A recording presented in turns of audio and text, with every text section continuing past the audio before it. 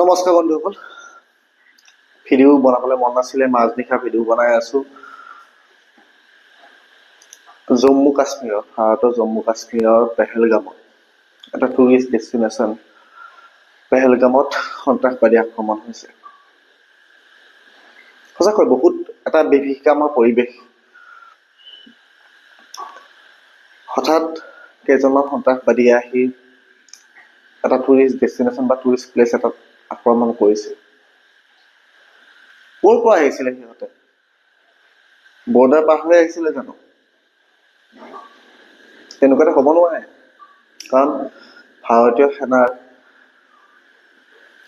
আমাৰ যিবিলাক সৈনিক আছে তেওঁলোকে বৰ্ডাৰটো ঠিকেই কণ্ট্ৰল কৰি আছে।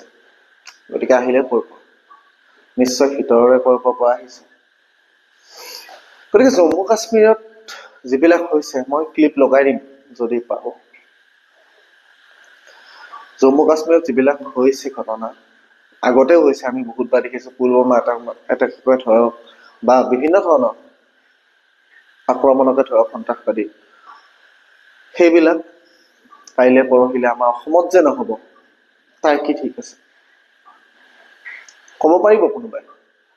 লাগিলে চৰকাৰ হওক, লাগিলে প্ৰশাসন হওক, বা লাগিলে আমাৰ নিচিনা ৰাইজেই হওক, কোনোবাই ক'ব পাৰিব যে অসমত হ'ব নোৱাৰে তেনেকুৱা, বা অসমত নহয় বুলি?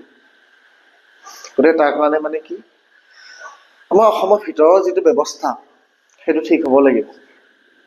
বাহিৰৰ পৰা অহাখিনিক আমাৰ সীমা সুৰক্ষা বলে আমাৰ কণ্ট্ৰল কৰি ল'ব, কিন্তু আমাৰ ভিতৰৰখিনিক কোনে সুৰক্ষা দিব? ভিতৰৰ পৰা যিখিনি সন্ত্ৰাসবাদী জন্ম হৈ আছে, যিখিনি আক্ৰমণ কৰি আছে, সেইখিনিক কোনে বচাব? ভাবক আপোনালোকে নিশ্চয়। আৰু এইটো জম্মু কাশ্মীৰৰ পেহেলগামত যিটো ঘটনা হ'ল, সেইটো সঁচাকৈ বহুত দুখজনক। সকলোৱে এইটো বিষয়ে ভাবিব লাগে, চৰকাৰে ভাবিব লাগে। আমি চৰকাৰক অনুৰোধ জনাওঁ যে এইটোৰ ওপৰত নিশ্চয় বিহিত ব্যৱস্থা ল'ব। ধন্যবাদ।